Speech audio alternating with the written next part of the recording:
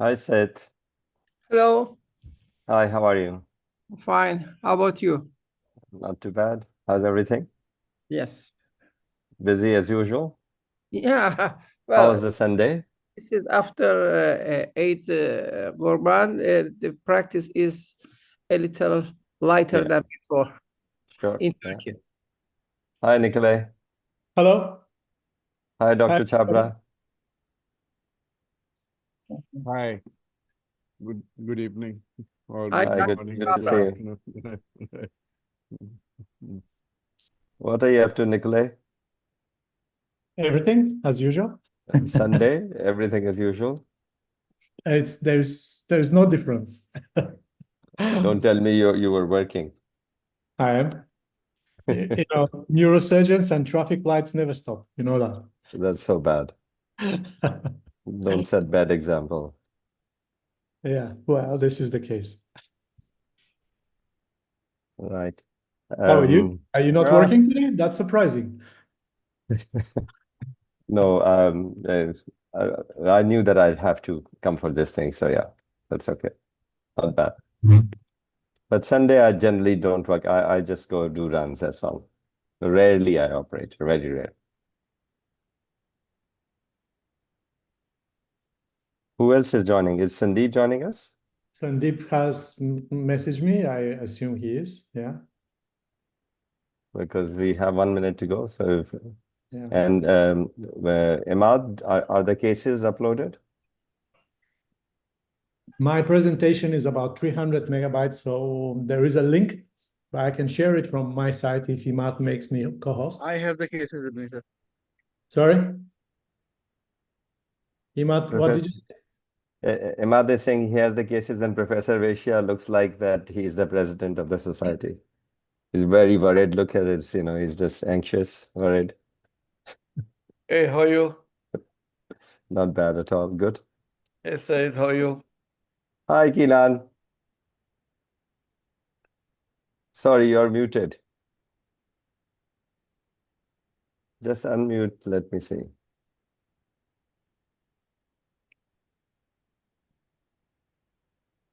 Can you unmute yourself, Kilan? Okay. Can you hear me? Yeah, good. Sorry, I No, I missed just your. wanted to greet everybody, and I'm impressed with the attendance, and thank you for inviting me. Good to have you. Hey, Kinan, nice to see you. Dr. Hey, Chowda, Sandeep. Dr. Chowda, welcome. You are muted. Hey, Nikolai. Hello, hi, how are you? Nice to see Kinan, you. it Nice to must be have you on early board. morning for you. What? I'm sorry, I didn't hear. Yeah, it must be early morning for you. No, it's 9 o'clock, so Oh, That's not bad, yeah. But Sunday, 9 o'clock. Thanks, Kinan, for joining. so I welcome all of you. So we are doing spine board, which we used to do regularly before, after some gap of few months. So I think, Imad, are you there? So I think we will discuss 4 cases, and with I'll be the moderator, and Dr. Chawda, Dr. Nikolay, and Said will be the panelists, and of course, Kinan and Salman are most welcome to chip in. So, Imad, can we present the first case? Sure, sir.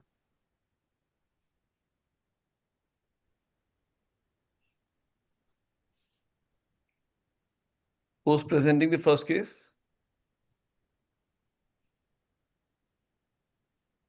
Sir, presenters are not there, so we just need to discuss. Okay. Why are they not there, Imad? I don't know, sir. What do you mean? Like, we should have No, presenters. they're informed like the way we do, but none of them are here. Okay, let me see. I think, Salman, maybe because historically we were presenting that. But I think I think this is the first time when we changed and we actually discussed that maybe whoever is submitting the case, it's a good idea to present it, but maybe that's where the confusion is coming. maybe So we'll. Dr. Rohit is here, so to Yeah. present. So So, can we get Dr. Rohit to present Sachin's case?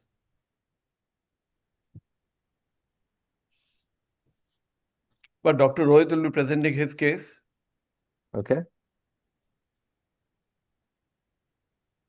So, Imad, ask Rohit to share his screen. Allow him to share his screen. Okay. He's co-host sir. now. It's okay.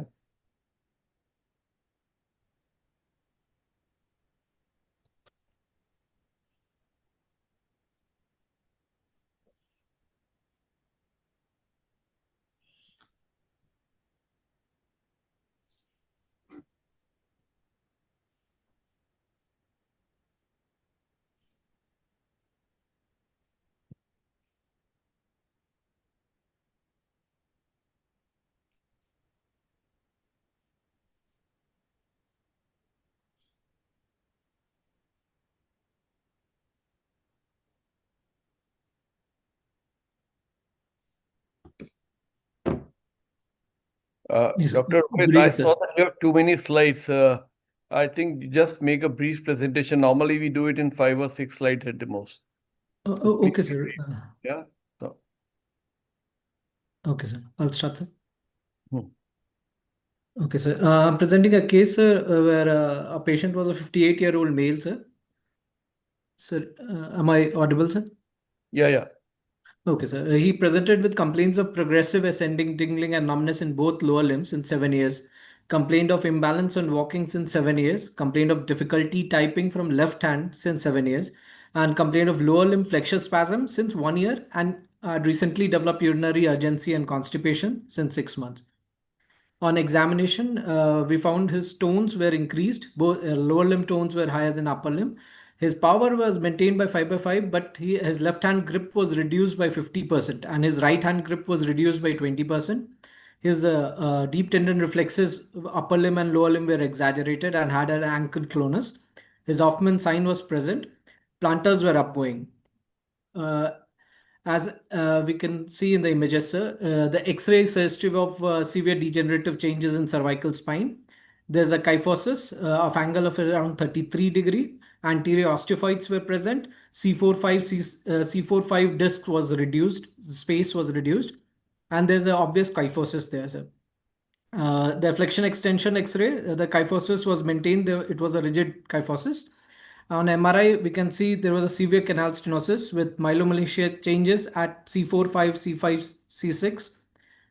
It's present on the axial images even, sir. Then on a traction film, the kyphosis was maintained at 33 degree. The CT was suggestive of anterior osteophytes and severe canal stenosis with segmental osteophyte, segmental OPLL. There's a small video, sir.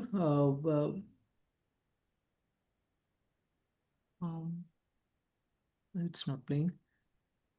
Okay, the X-ray, we took this patient for operation. In stage 1, we operated him. C3-4 anterior cervical discectomy was done, and C5 corpectomy was done with anterior plating. As you can see in the middle image, the kyphosis had improved after our stage 1 surgery. And in the right side intraoperative image, we can you can see the peak cage was inserted at C3-4 level, and titanium cage was inserted at corpectomy levels. The stage 2 surgery, we did a C2 pass screw, C3 to C6 lateral mass screw and rod fixation, and C3 to C5 decompression was done. The CT image as on the right side shows adequate compression, and the kyphosis had improved to 7-degree lordosis in the post-op image. So, thank you, sir.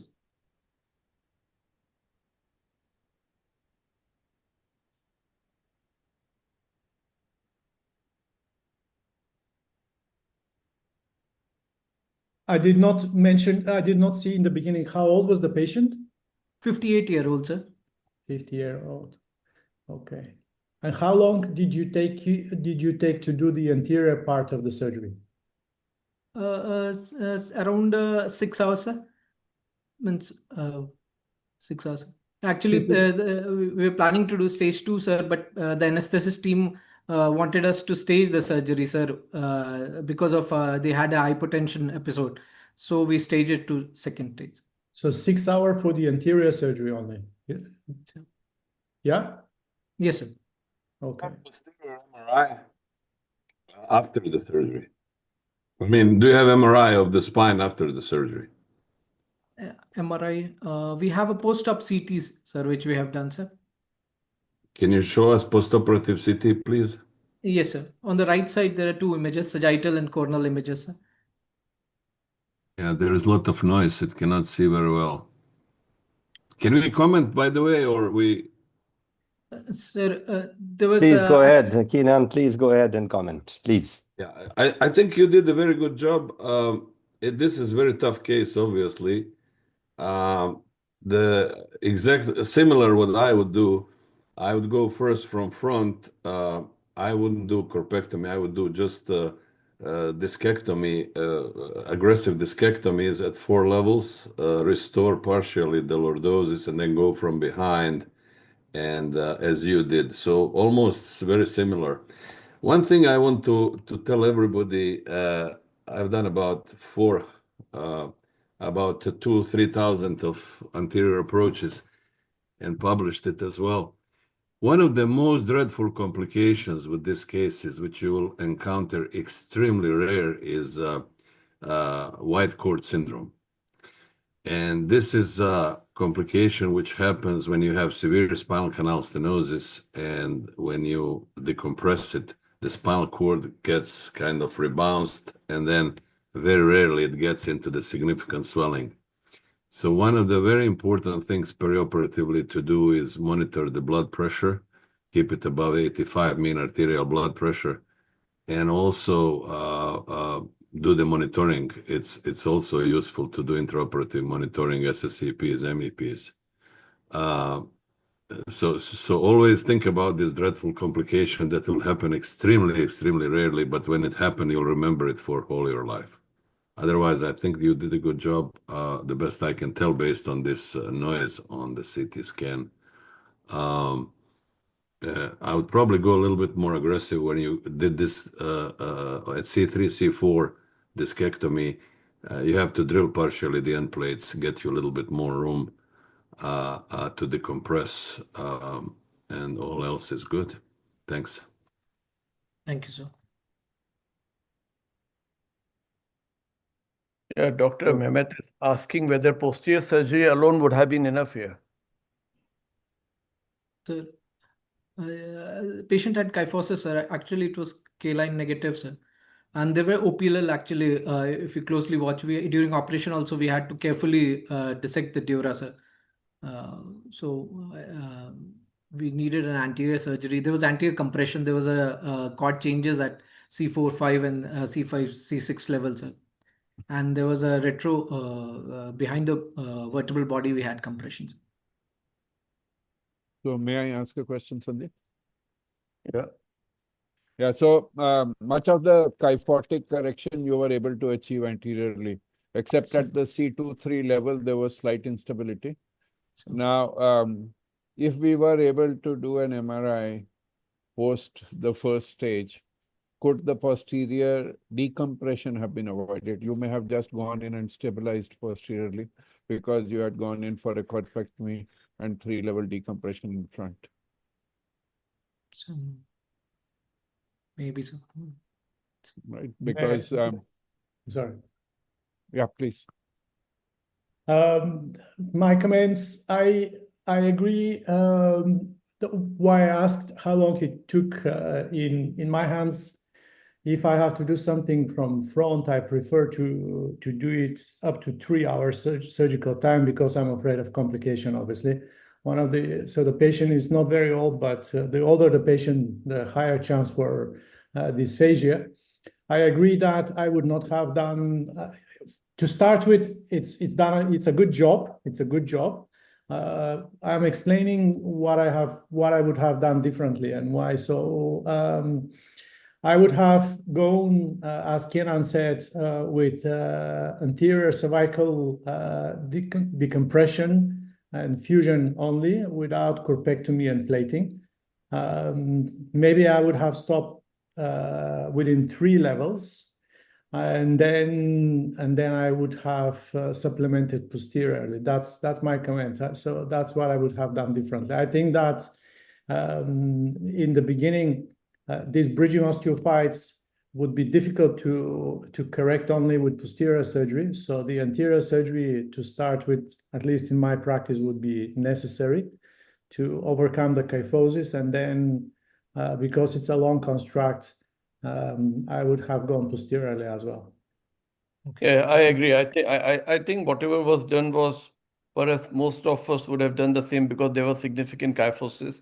So to correct that, only posterior surgery would not have helped there. And and there is a uh, definite OPLL. And yeah, so he was right that we could have done an MRI to see whether the decompression has been enough by anterior surgery alone.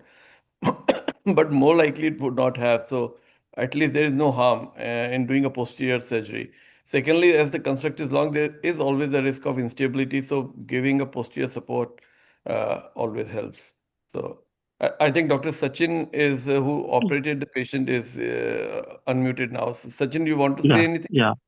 So I think much of the things have been discussed. So the challenge in this case was obviously kyphosis. So we had to go anterior. The only thing which I was thinking that whether I should do a multi-level SCDF or a corpectomy, a straight away a two-level corpectomy.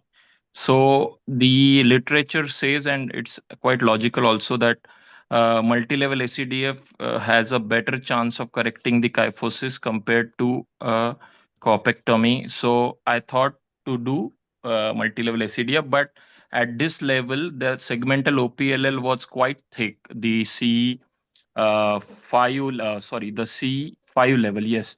So I had to with multi-level SCDF. I thought probably that posterior compression behind the body may not be addressed that well.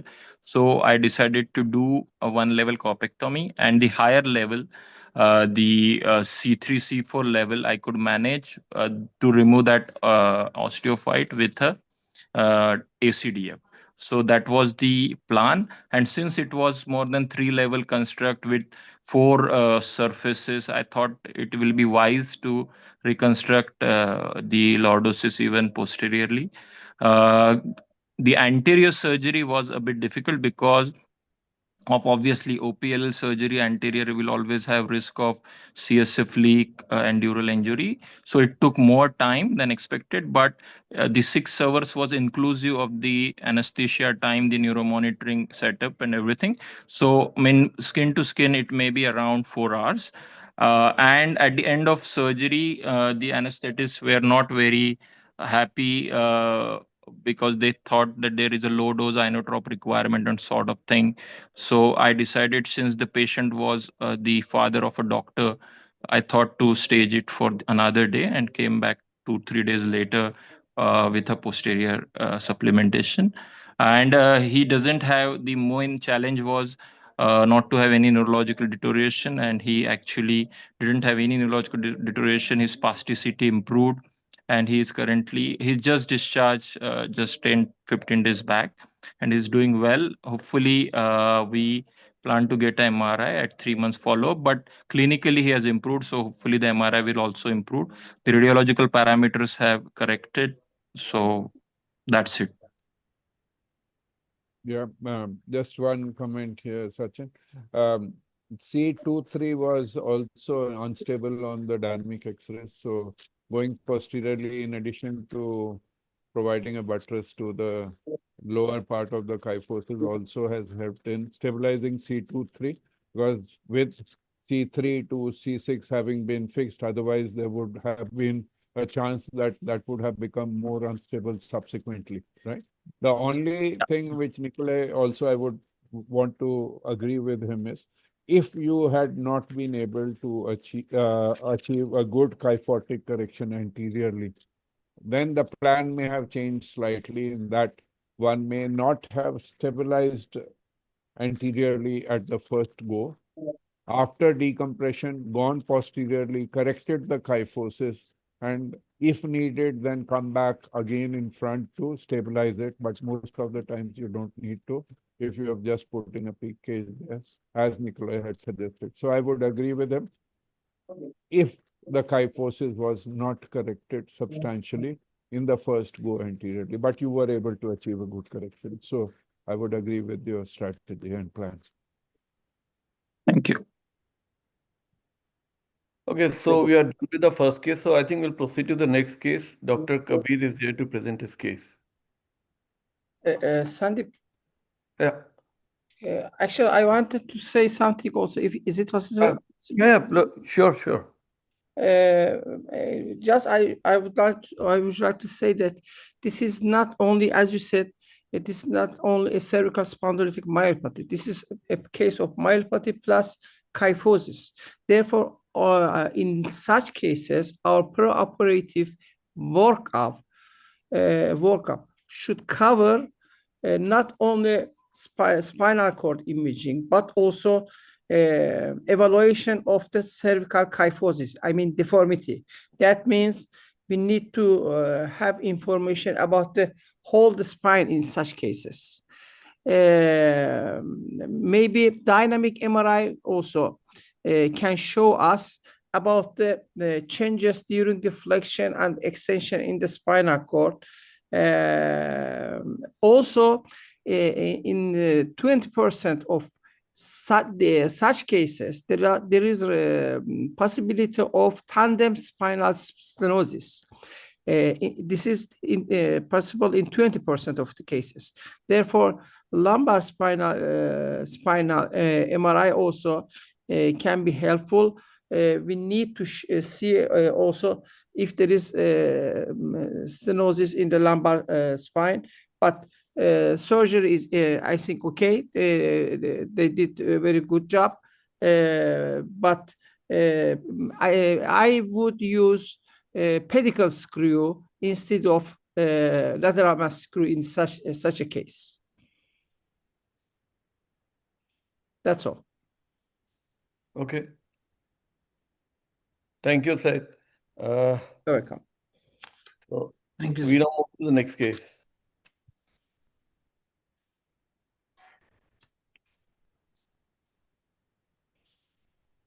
Dr. Kabir, can you start? Hello. Yeah. Everyone, can you hear? Everyone hearing me?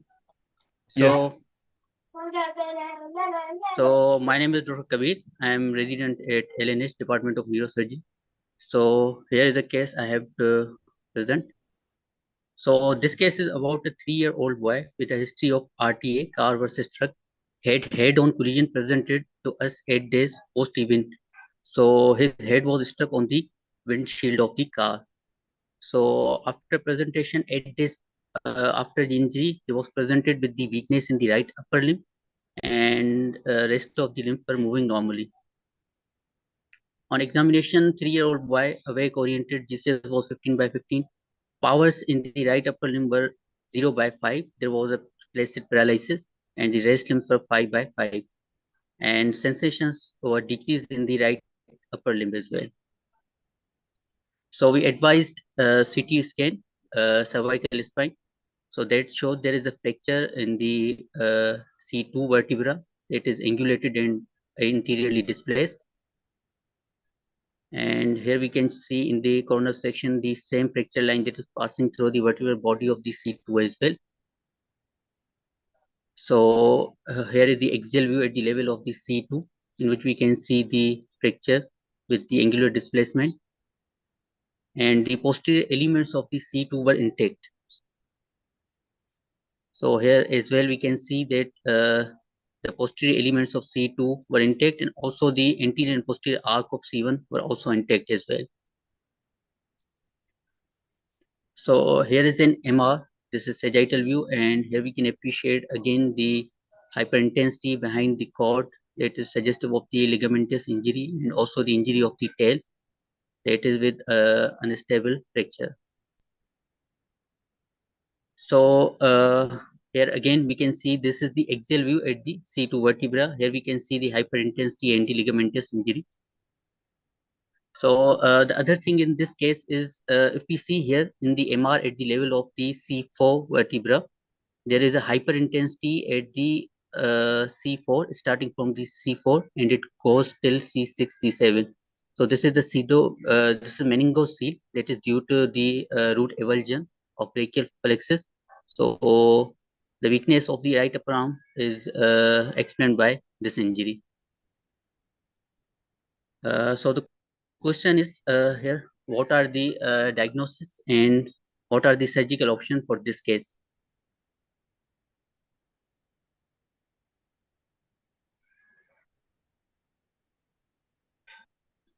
Said, would you like to go first?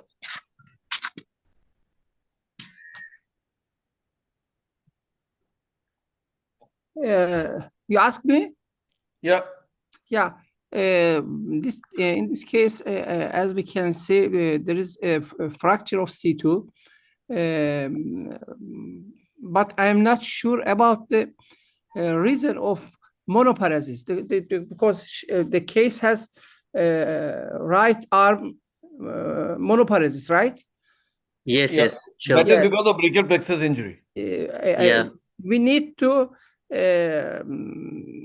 detect if there is brachial plexus palsy also in this case. Yes. Therefore, in such a case, before treating of the C2 vertebra, this is also other problem. But before to start to this, we need to have brachial plexus imaging. Do you have such an imaging? No, the MRI showed a root avulsion at multiple levels. But that means the cause of problem maybe is brachial plexus injury. Yeah. So now here we have two issues. For brachial plexus, probably we cannot do anything in the acute staging, but for the upper cervical spine, maybe after some traction, we can see if there is chance of reduction or correction, and after that we can try to do stabilization, maybe from posterior or anterior. This is very difficult. Alternatively, you can try to do halo immobilization also, but for a case with 3 years old, it's almost impossible. They cannot tolerate it. Therefore, probably a surgery after reduction is better. That means, I mean, there are two problems, one upper cervical spine, and this other problem, I think, is brachial plexus problem. Nikhil, what is your opinion? Oh, but then he makes that by mistake here. Hello. No, I normally don't deal with pediatric cases, so I will leave the other people to comment on that. Dr. Chawda? Obviously, there is a brachial plexus injury because it is a flaccid paralysis, and you have signs suggestive of brachial plexus injury on the MRI. But there's no harm in going in for a proper brachial plexus MRI as well, and maybe an electrophysiological study if possible. The C2 is unstable in a young child, 3 years old. With this deformity, it should be managed. I would try with a traction, try to reduce it. The only option would be posterior fixation because there's a ligamentous injury in front. So we need to go behind and fix it after achieving as much reduction as possible, because otherwise the kyphosis will progress with time and will cause problems subsequently.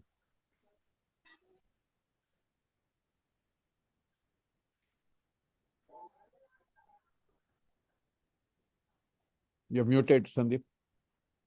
Sorry. So would you fix it posteriorly?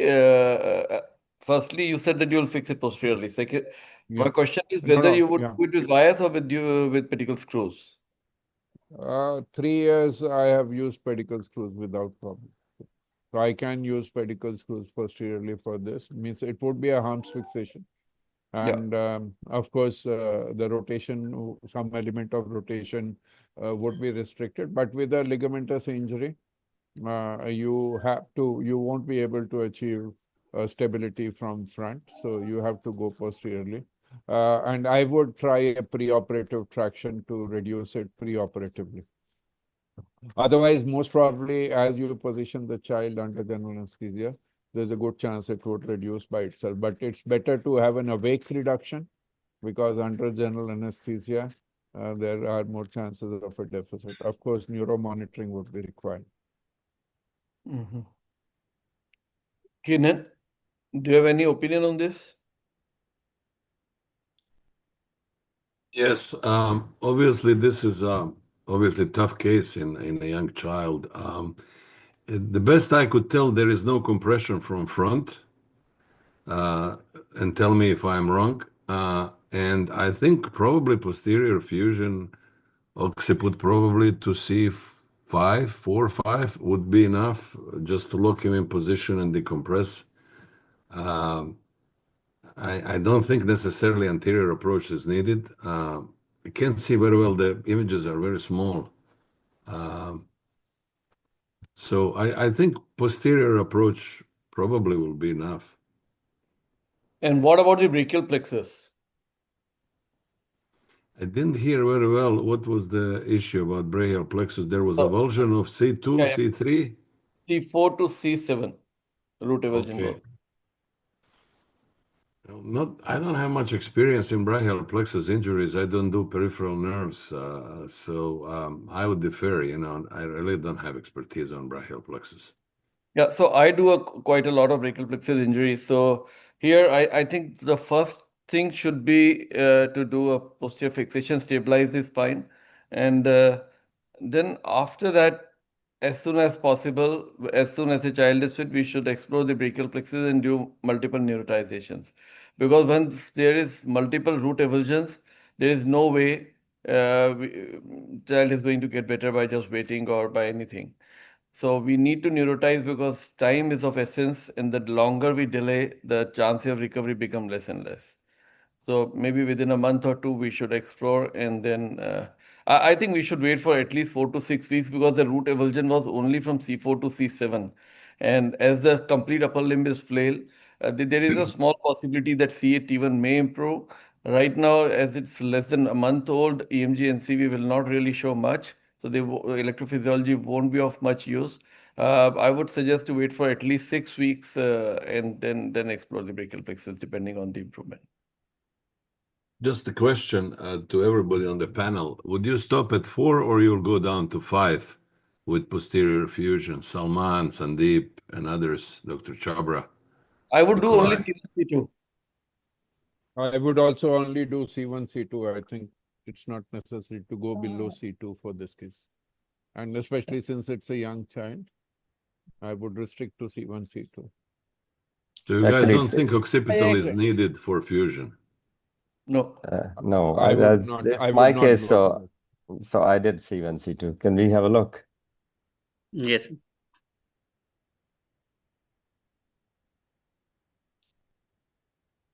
So he underwent posterior C1, C2 fixation. So we did reduction preoperatively. So we applied 3 kg cervical traction with menu reduction attempted. And then we performed C1 lateral mass screws and C2 translaminar screws placed.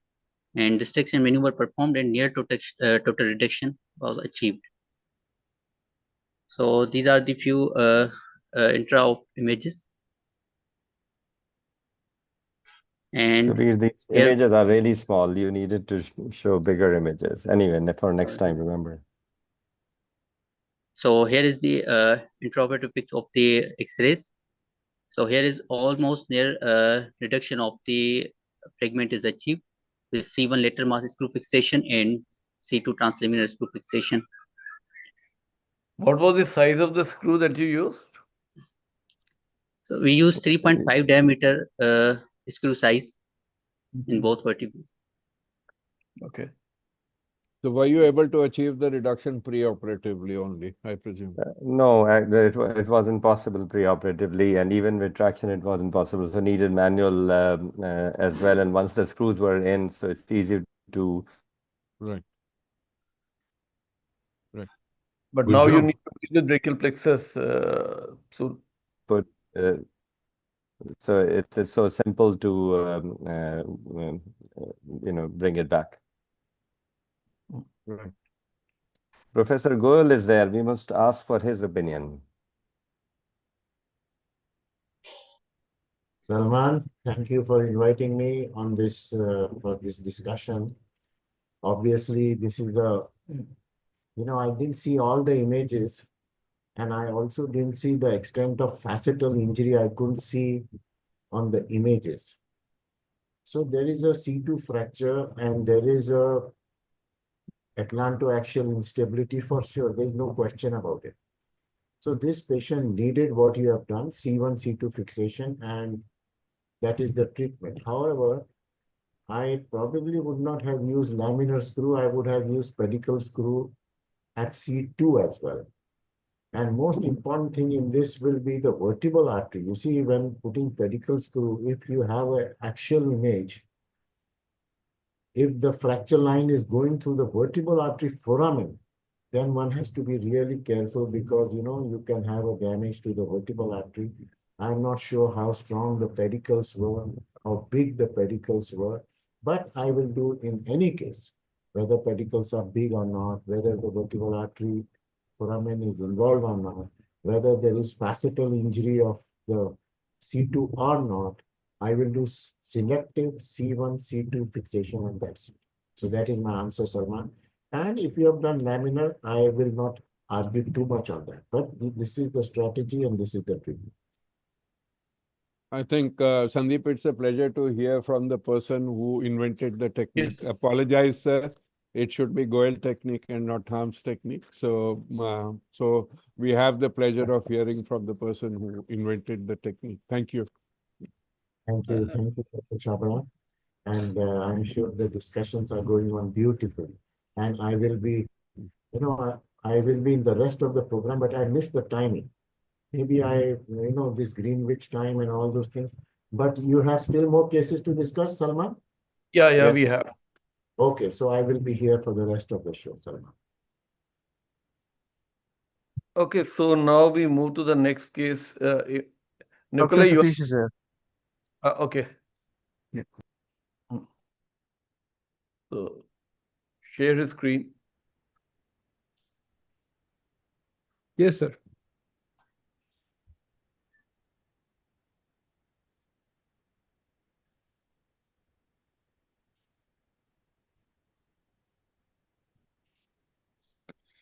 Good evening, everyone. I am Dr. Satish Kriplani.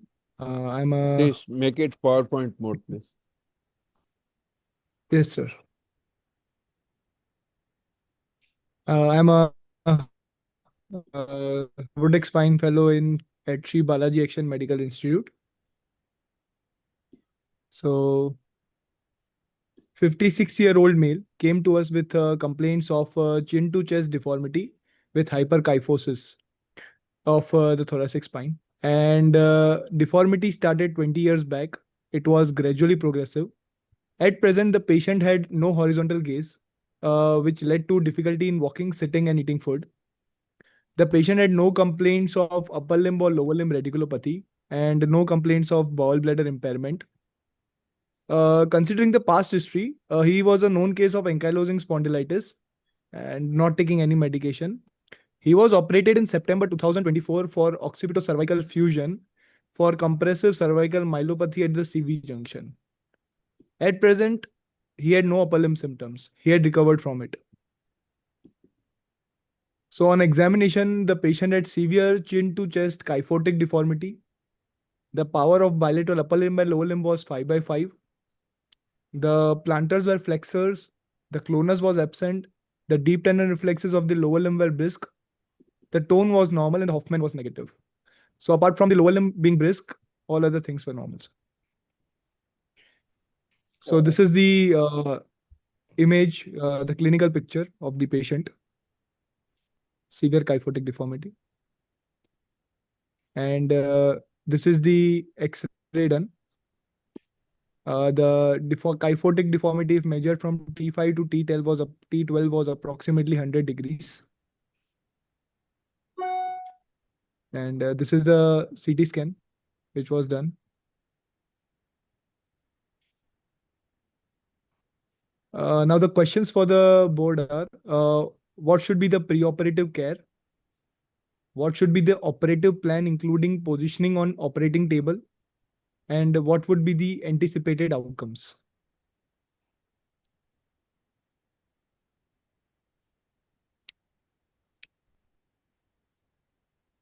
So it is really a challenging case. Who wants to go first? I'm just glad that I didn't get this patient.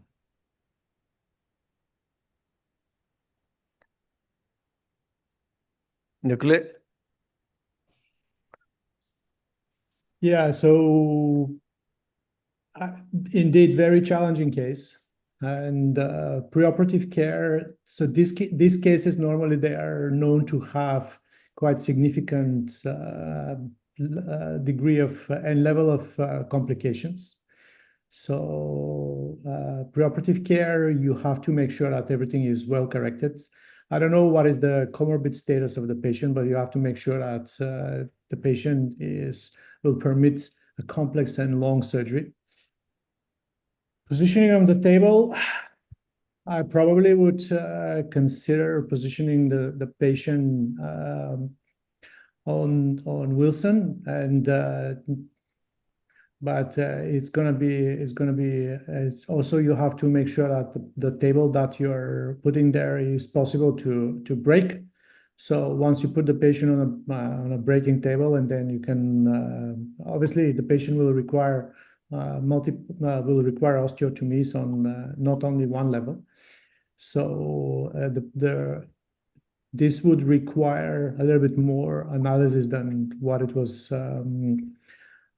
presented at the minute. We have to see the images, and we have to measure the angles, and we have to do a plan preoperatively to see how and where we will do the osteotomies.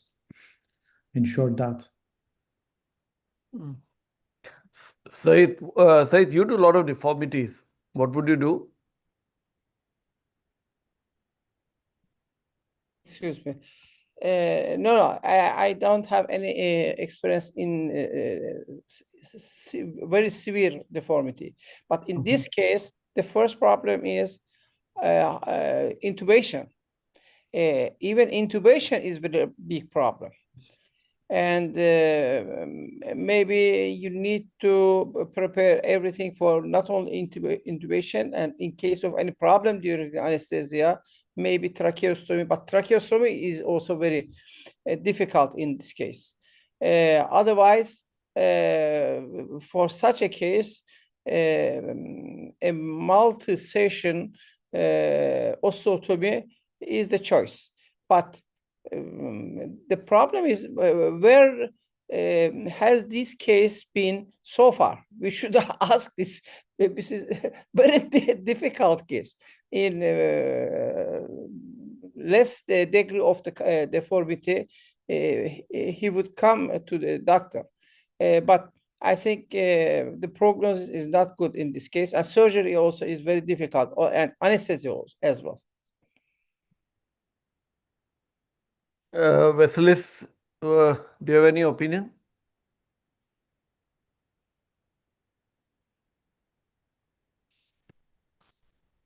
Is Vasilis there?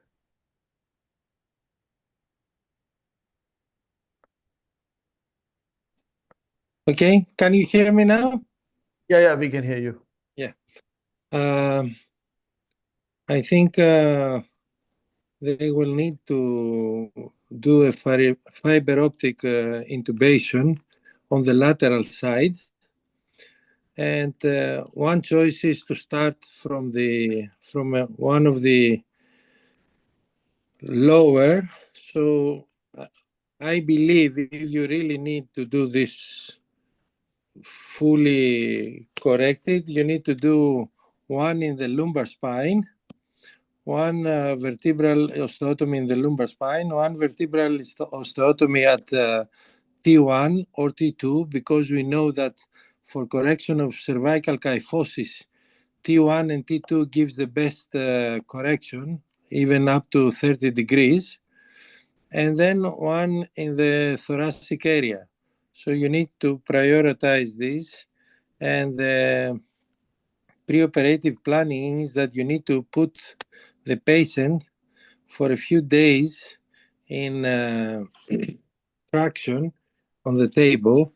If there is any flexibility, we have done this by putting needles, big Kirchner in the knees and a hollow in the cervical, in the head, and we leave them there for about 1 week in order to see if there is any flexibility and what kind of correction can we see. If it's truly fixed, then he will need at least 3 vertebral osteotomies to really correct this. And this have to be staged. The first one in the lumbar spine, the second one in the T1, T2, and the last one in the thoracic area, with or without thoracotomy. Dr. Chawla, it was your case. Can you show what did you do? Yes, sir. Oh, I you will. did. Yeah, sir. I will just show. Satish, can Yes, you sir. go Yes. back onto the CT scan, please? Yes, sir.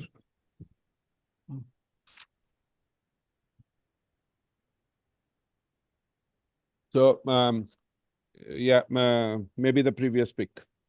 Yeah. Yes, sir. So, see, we had a major issue when we had to operate upon him for the cervical myelopathy. Positioning was a big issue. And so we ultimately did him in a sitting position, occipitocervical fixation and decompression. And fortunately, he recovered from that. So once they got the confidence, I had told them that we can try for a horizontal gaze, but it would need to be staged. And the patient's brother brought him, got him admitted. Then when we counseled him about all the complications that can happen, he said, I haven't talked to the whole family. I brought him on my own risk, and I would want to discuss with the family. He got him discharged. But then 2 months later, came back with the whole family, and we counseled them. He had a severe respiratory issue. We had to optimize him pre-operatively with a lot of respiratory care. And when we see much of the angle was, if you see there, at the T9 vertebra. Of course, we have to also see that the cervical, as was told at T1 also, we would need it. But we told them that it would be difficult to do it in one go. So we would do him in stages. And in the first stage, we thought about doing a VCR of T9 in the lateral position. When we had operated, we operated him before the anesthetist knew about the challenge. So one day before, we took him to the operation theater, and we tested what would be the ideal position for him. So because putting him in the lateral position was also a challenge because the head would move out of the table. So we used a bariatric table so that he would fit in. And we intubated him, as was mentioned, with a fiber optic intubation.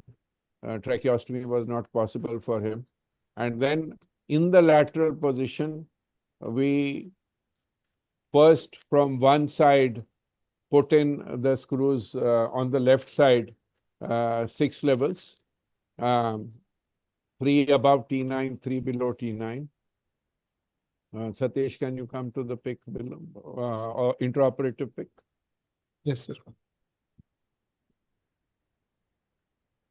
So we did the osteotomy from one side.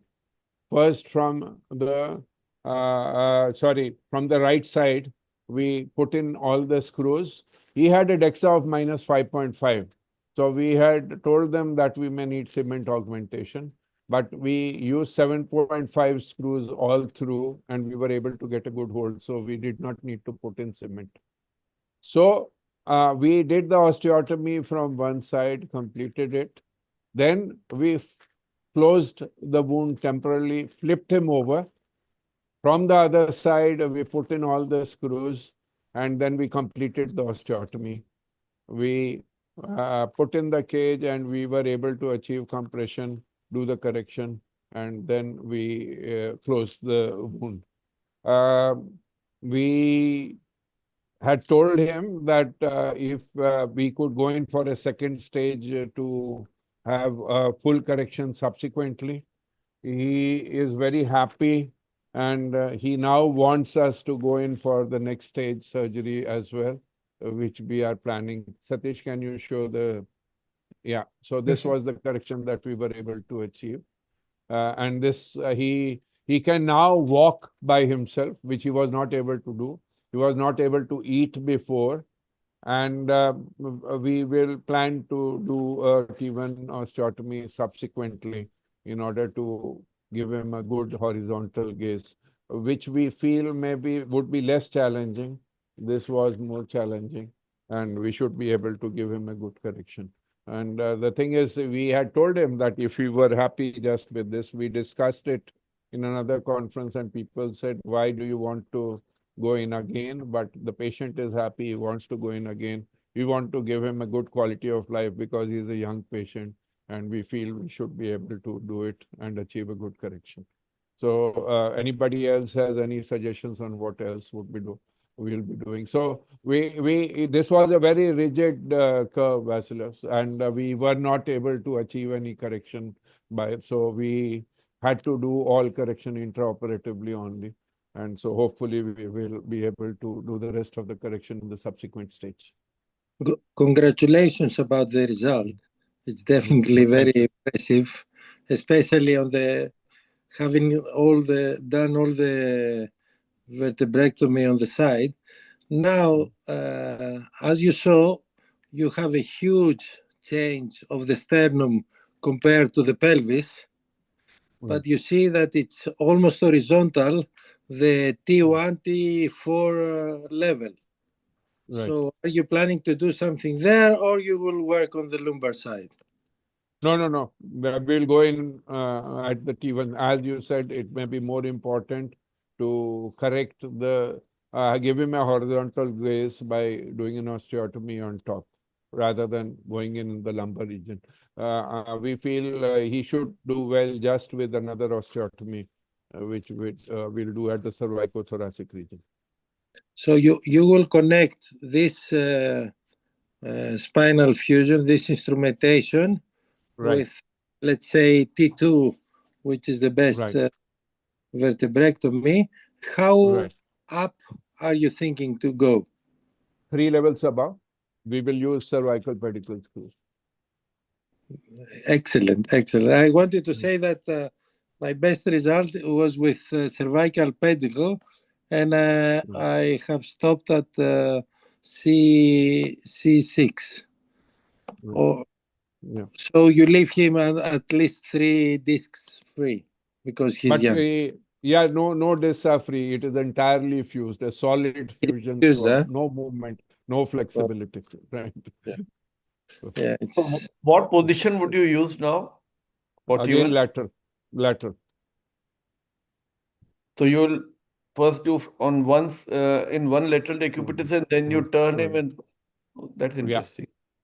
Never thought of that. So No. We had to think it over and over again, and ultimately we thought of this solution. Right. Our operating table right now is not capable of flipping the patient on the table itself, but we are going in for it. So that should be a great help in that you should be able to, without lifting him, flip him over to the other side.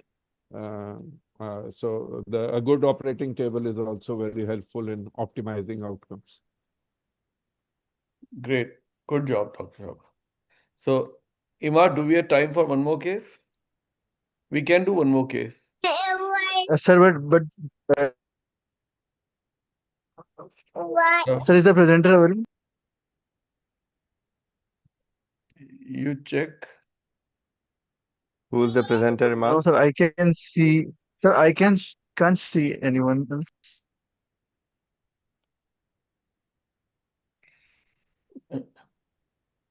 Nicola, you had a case?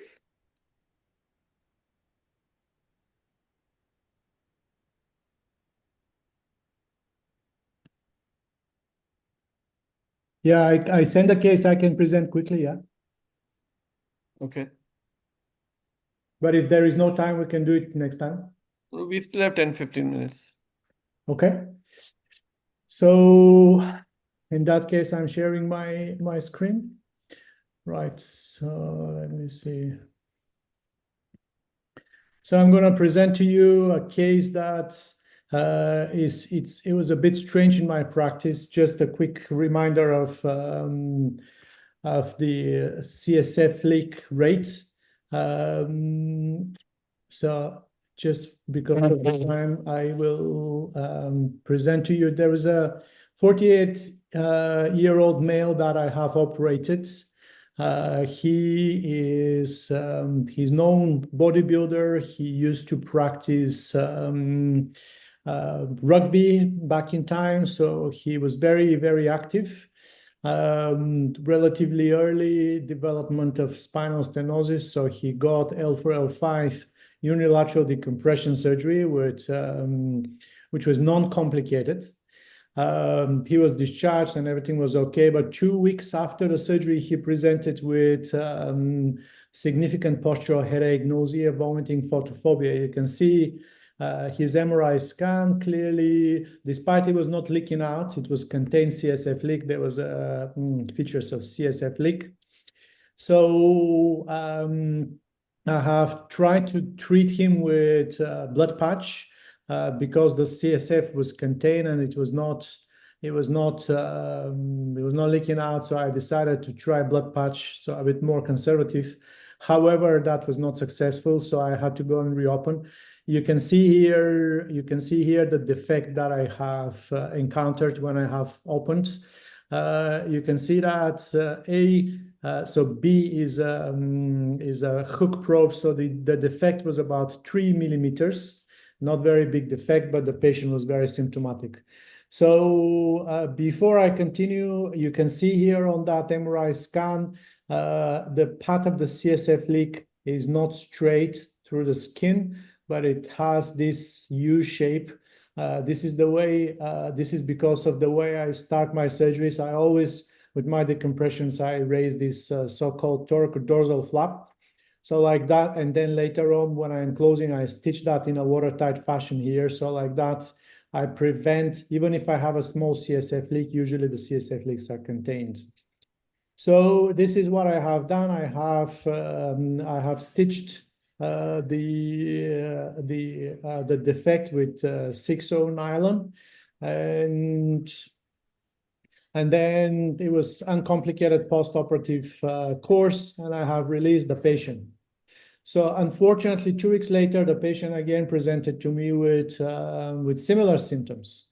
So then I decided not to waste more time, and then I had to go back and reopen. And I have seen, you can see that this is the stitch sites, and there were 2 small holes which were less than 1 millimeter holes.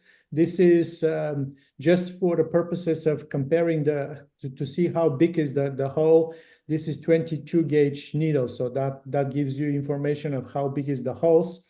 So you can see here that the dura was tearing up a little bit around the hole of the stitch, but the patient was very symptomatic still. So what I have done at that stage is I have just buzzed around you can see I have coagulated around the dural defect. So I shrunk the defect.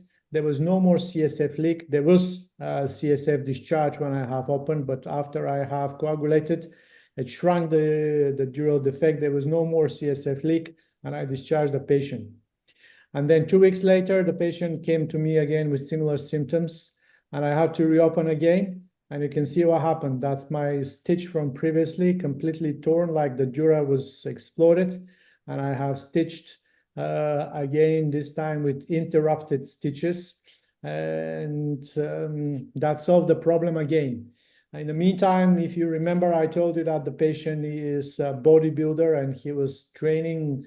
He was aggressively training. He was telling me that he had to go back and work in his gym. So clearly, he was not very compliant to restrain with heavy lifting and to stay away from excessive exertions.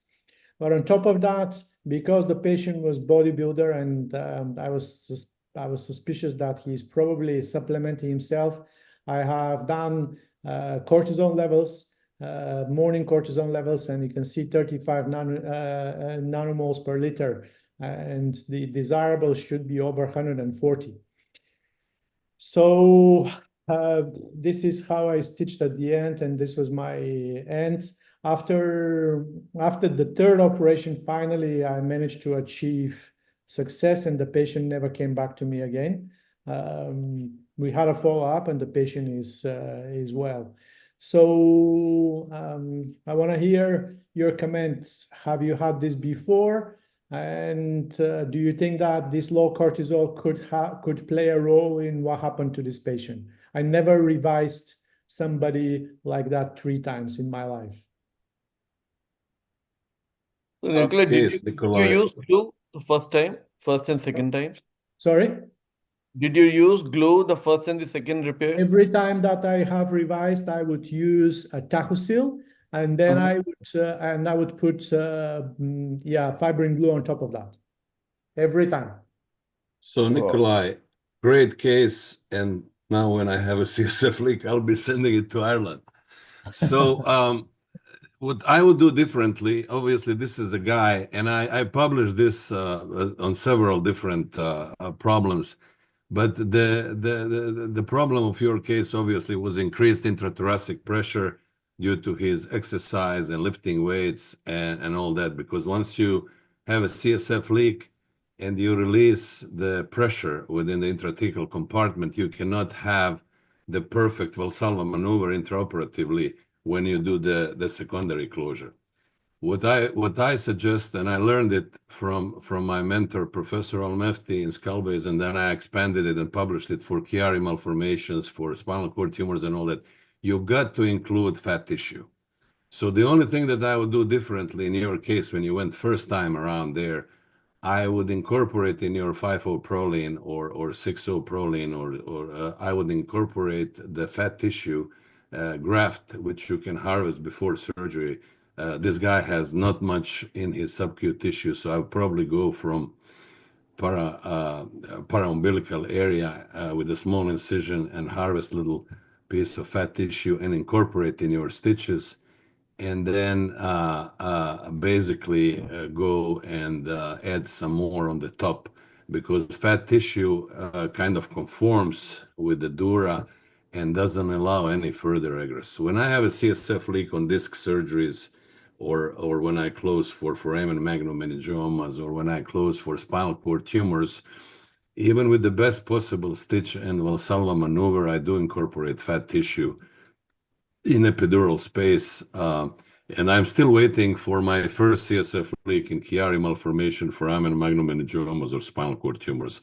And I recently published the same thing for giant pituitary tumors. So fat tissue, the only difference I would do in your case. Otherwise, very tough case. Sometimes you regret you are a neurosurgeon when you have to go third time to operate on such a difficult case. But congratulations, you achieved quote unquote cure at the very end. But please use fat tissue, and I would advise all the other young neurosurgeons always consider fat tissue. When I have it intraoperatively, I don't even wait or put EVD. I just elevate the patient and send him home. 2 more things I want to say before I leave, not to bore everyone. First, today is Father's Day, so happy Father's Day to every one of you. I hope you have a great time with your kids and your family. And second thing, this is fantastic. The previous case for scoliosis case, kyphosis cases, I think kudos to Dr. Volker Sonntag in the United States and all our leaders at Benzel and all others who gave us opportunity to take these tough cases from orthopedic surgeons. In my department, we have 4 scoliosis specialists who do any whole day, every day, only scoliosis and kyphosis. Our residents from PGY2 start doing kyphosis, scoliosis cases. So we have to own 100% kyphosis and scoliosis in our neurosurgical armamentarium. Thank you very much. Thank you so much. It was great suggestion for fat tissue. Normally, yeah. So this is something that indeed I would think of incorporating in the future. Yeah, that's a great suggestion. Thank you. Back in very early stages of my neurosurgical career, I used to use fat tissue, but I forgot about it. So I think it's time maybe to start thinking of it again. We almost always use fat whenever we have leak. So I think fat does very well. Totally agree. I would use muscle. I would use muscle, but I don't use fat. But I would probably start using muscle. This is what I would normally do if I have dural leak. Quite often I'll plug it with muscle. You can see here that's a dural leak because of a dural tear, and I would use a small piece of muscle that I would plug in. So it's, as you can see, it's long one. So you try to put about 2/3 inside and then leave 1/3 outside. And because of the pressure, it will stuck in there. And if you feel it's too loose, you can coagulate around the dura, around the defect, and so the dura will shrink and it will definitely stay there and it will not go away. But this is applicable for small dural defects. But I definitely think that reinforcing it with I normally would reinforce with Tahosil. But fat tissue is a good natural material that I probably will use in the future. Good. So we had a nice discussion. I think all the 4 cases are great. And so we'll meet again next month. And we will be starting a How I Do It session also. So I would, Imad, can you send a mail to to your whole mailing list and ask the participants what would they like to see in the How I Do It sessions? Meanwhile, we'll continue spine board next month. Okay, thank you, Kenan. Thank you, Atul, for being here. And it was, where is, now I see Said. So thank you, Said and Nikolay. So with this, we wrap up the session. I thank you. Okay. Thank you, everybody. Bye-bye. Bye-bye.